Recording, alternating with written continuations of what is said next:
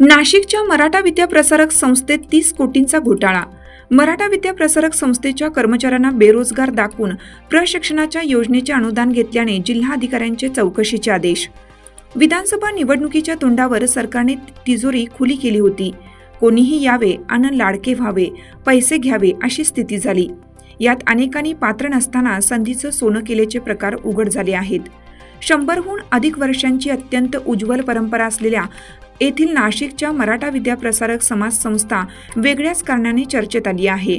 या संस्थेतील अधिकाऱ्यांनी महायुती सरकारला संस्थेच्या कर्मचाऱ्यांनाच बेरोजगार असल्याचे दाखवले। या कर्मचाऱ्यांच्या नावाने प्रशिक्षण घेतल्याचे दाखवून 30 कोटी रुपयांचे अनुदान गुंडाळले आहे। सध्या सुरू असलेल्या अर्थसंकल्पीय अधिवेशनात विधान परिषदेतील शिवसेना उद्धव बाळासाहेब ठाकरे पक्षाचे नेते आणि विरोधी पक्षनेते अंबादास दानवे यांनी हा प्रकार उघडकीस आणला। त्यानंतर अन्य विरोधी पक्षाने देखील यावर आवाज उठवला। त्यातून हा धक्कादायक प्रकार उघडकीस आला आहे। विधानसभा निवडणूक जिंकण्यासाठी राज्यातील महायुती सरकार काहीही करायला तयार होते। त्यासाठीच त्यांनी लाडकी बहीण, लाडका भाऊ अशा राजकीय स्टंटबाजी करणाऱ्या योजना आणल्या होत्या। या योजनेचा अनेकांनी गैरफायदा घेतला। सरकारनेही मते घेण्यासाठी, त्याकडे निवडणुका जिंकण्यासाठी त्याकडे जाणीवपूर्वक दुर्लक्ष केलं होतं। त्यातील सुरस प्रकार आता समोर येऊ लागले आहेत। येथील मराठा विद्याप्रसारक संस्थेत बेरोजगारांसाठी असलेल्या युवा कार्य प्रशिक्षण योजनेत कर्मचाऱ्यांचे अर्ज दाखल करण्यात आले। या कर्मचाऱ्यांना प्रशिक्षण देखील देण्यात आल्याचे रेकॉर्ड तयार करण्यात आले। त्यातून राज्य सरकारच्या युवा आणि कल्याण विभागाचे 30 कोटी रुपयांचे अनुदान या संस्थेला मिळाले। या संदर्भात मोठ्या प्रमाणावर तक्रारी झाल्या। बेरोजगारांसाठी असलेल्या या योजनेत नोकरीत असलेल्या कर्मचाऱ्यांनाच बेरोजगार दाखवले।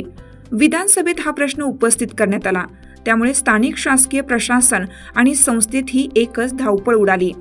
आता तातडीचा उपाय म्हणून संस्थेने परिपत्रक काढून ज्या कर्मचाऱ्यांच्या नावे पैसे जमा झाले आहेत त्यांनी ते परत करावे असे आदेश दिले आहेत। याबाबत जिल्हाधिकारी जलज शर्मा आणि उद्योजकता मार्गदर्शन केंद्राचे सहाय्यक आयुक्त AL तडवी यांनी या प्रकरणाची गंभीर दखल घेतली आहे। जिल्हाधिकाऱ्यांनी या घोटाळ्याच्या तक्रारी प्राप्त झाल्यावर संबंधित विभागाला कारवाई करण्याचे आदेश दिले आहेत। त्यामुळे या संस्थेतही खळबळ उडाली आहे। संस्थेचे कार्यकारी मंडळ आणि पदाधिकारी अडचणीत येण्याची शक्यता आहे। या संदर्भात संस्थेचे अध्यक्ष डॉक्टर सुनील ढिकले यांनीही संस्थेच्या पदाधिकाऱ्यांना याबाबत सजग केलं होतं। या प्रकाराला त्यांनी विरोध दर्शवला होता। मात्र राज्य सरकार तिजोरी उघडून बसले होते। संस्था चालकांनीही जमीन नरम असल्याने कोपराने खणण्याचा मोह आवरला नाही।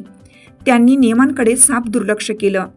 नाशिकची ही संस्था शतकोत्तर मार्गक्रमण करीत आहे। अत्यंत जाज्वल्य आणि संस्थापकांचा व आजवरच्या पदाधिकाऱ्यांचा त्यागाचा वारसा असलेल्या या संस्थेचा मोठा नावलौकिक आहे। या प्रकाराने त्याला बाधा पोचली आहे। या एका संस्थेचा प्रकार उघडकीस आला आहे। महाराष्ट्रात अशा किती संस्थांनी हे प्रकार केले असतील याचीही चर्चा या निमित्ताने घडू लागली आहे। लोकमान्य न्यूजसाठी संचालक लक्ष्मीकांत शिंदे, नाशिक।